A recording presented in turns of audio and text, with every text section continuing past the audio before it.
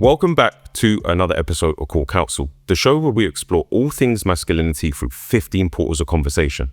I am your host, professional rugby player for Toulon in England, Sinckler.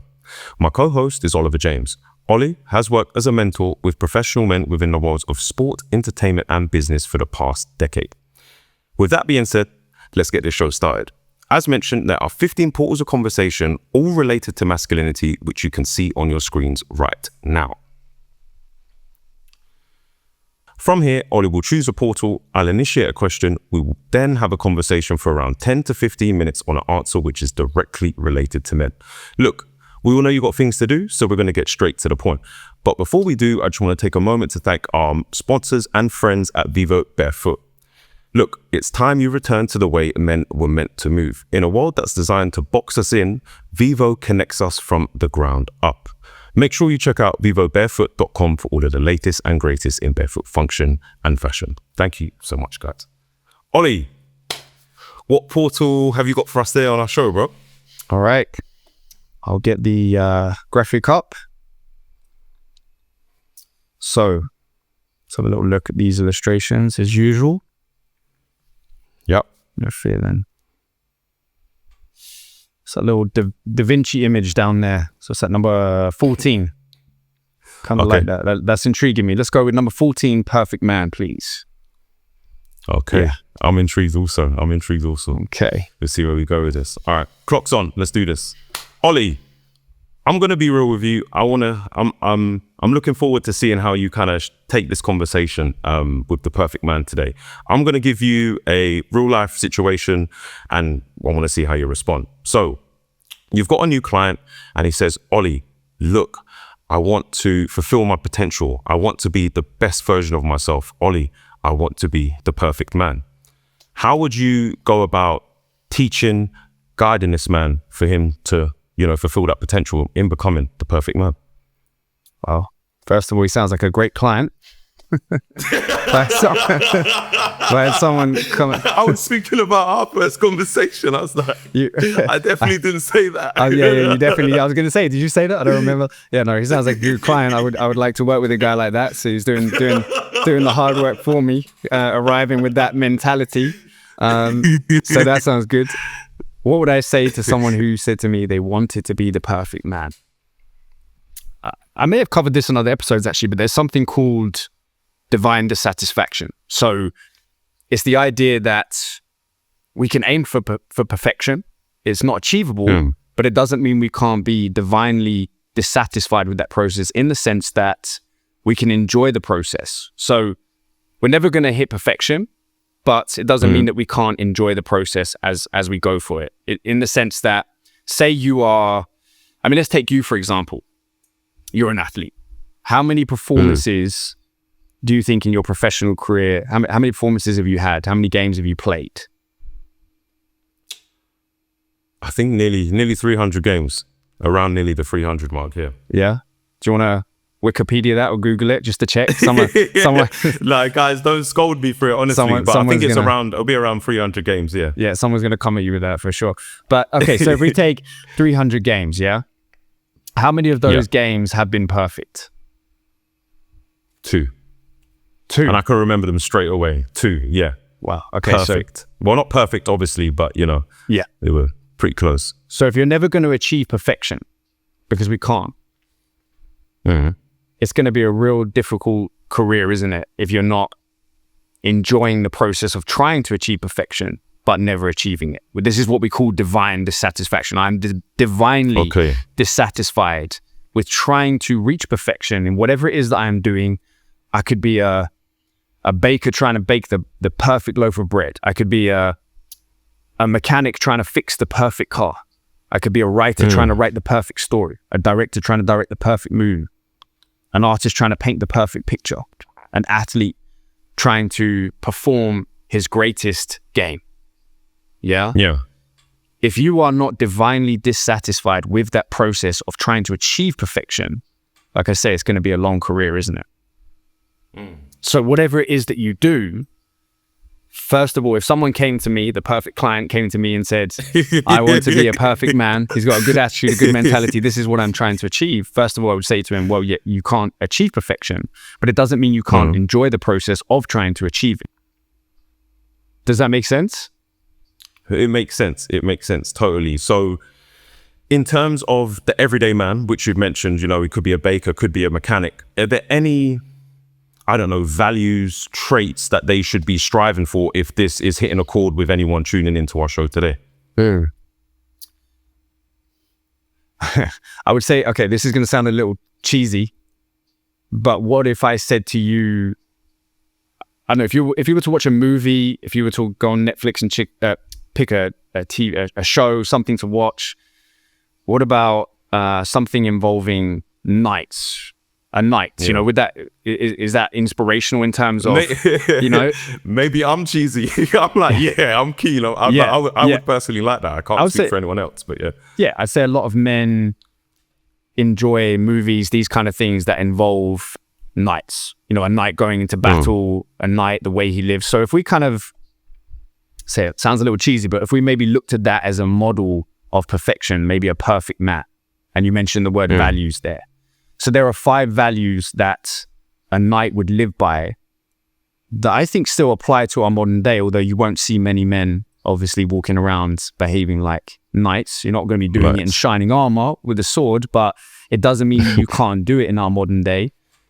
I mean, if I say this, do you remember this within our teaching, the 5 kind of principles of the knight code? Yeah, no, I do. I remember it vividly, Ollie, to be honest. I remember I had a pretty severe back injury at the time, and you gave me this teaching, and it really resonated with me. And I actually got 3 knights tattooed on my back with the 5 virtues. So it would be pretty embarrassing if I didn't remember it today in our conversation on Core Counsel. But no, for me personally, as I'm hoping everyone else tuning into the show, it resonated with me massively. Like honestly, I loved it. Yeah, I remember that tattoo. That was a good one. So, okay, so what are the 5 principles? Do you remember the first one? I'm not going to lie, not in chronological order, but I'm going to go with, I remember virtue. That's the first one that's coming up to me. Yep. So a knight will always do the right things for the right reasons at the right times. And to do that, he will live by these 5 principles. And the first one is virtue. It's doing those right things for the right reasons at the right times with a high morality. That is what it means to be virtuous. If I've got 20 pounds and I'm walking along the street in a city somewhere and I see a homeless man and I get on my phone and I start recording myself giving that man 20 pounds, is that really virtuous? No, 100% not. But you see a lot of that today, Ollie, if we're being honest. Yeah. I mean, it might be something that maybe is of high morality. It might be the right thing to do, but is it being done for the right reason? No. So virtue has to tie into the right things for the right reasons at the right times. It's okay to do things of a high morality, but is it being done for the right reason? Is it being done at the right time? Is it the right thing? That's something that I would say to people if you want to uphold a higher code. And as cheesy as it sounds, the knight code, you know, so what? Okay, you're not going to walk around in the modern day with armor and a sword, but on horseback. But why can't you live as one? You watch movies about it. Why can't you live as one? True. So the first one, you've correctly identified virtue.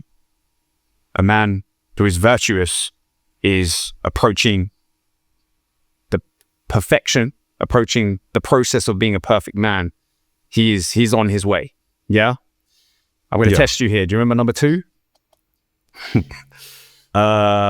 Again, not in chronological order. What's coming to me? Wisdom. Yep. So you do know. You remember. Yeah.